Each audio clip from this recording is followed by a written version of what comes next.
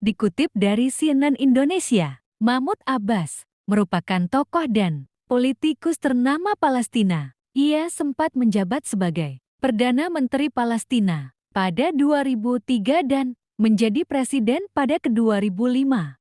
Sebagaimana dilansir Britannica, Abbas merupakan anggota dari gerakan Fatah. Ia juga terus menyuarakan solusi dua negara untuk mendamaikan Israel dan Palestina. Abbas lahir di kota Saif, Palestina, yang kini merupakan wilayah Israel. Namun, ia dan keluarganya pergi ke Suriah pada 1968 akibat Perang Arab-Israel. Meski berstatus sebagai pengungsi, Abbas bisa meraih gelar hukum di Universitas Damaskus. Pada 1950-an, Abbas berhasil menjadi pegawai negeri Qatar dan mulai membangun jejaring individu dan kelompok Palestina. Pada 1961, Abbas direkrut oleh Yasser Arafat untuk menjadi bagian dari Fatah yang menjadi pelopor perjuangan bersenjata Palestina dan mendominasi organisasi pembebasan Palestina PLO.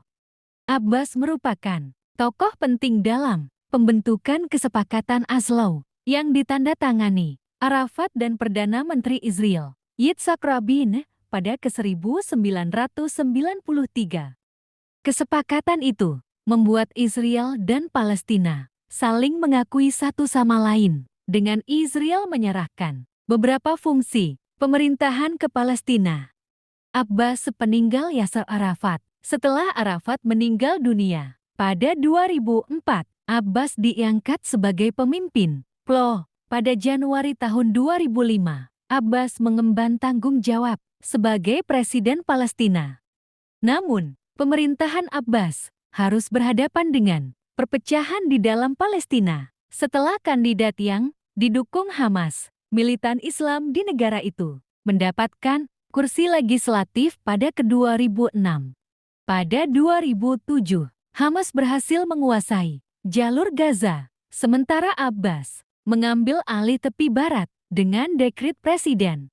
Di tengah tensi bersama Hamas, Abbas menuai kritik karena mengabaikan jalur Gaza dalam konflik antara Israel dan Hamas di Gaza pada 2008. Abbas dinilai lambat mengacam serangan Israel, tetapi cepat menyalahkan Hamas atas perang mereka di konflik.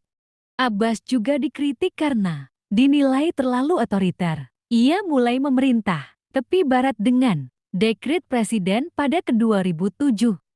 Namun, saat kepemimpinannya selesai pada 2009, Abbas mengklaim ia berwenang memerintah untuk setahun lagi sampai pada pemilihan legislatif diselenggarakan. Meski demikian, pemilihan itu ditunda dan Abbas tetap menjadi presiden setelah masa jabatannya berakhir. Walaupun begitu, Abbas memperjuangkan pengakuan internasional akan Palestina. Pada September tahun 2011, ia memberikan permohonan kepada Dewan Keamanan PBB terkait masuknya Palestina ke badan tersebut. Upaya ini ditolak Israel dan Amerika Serikat.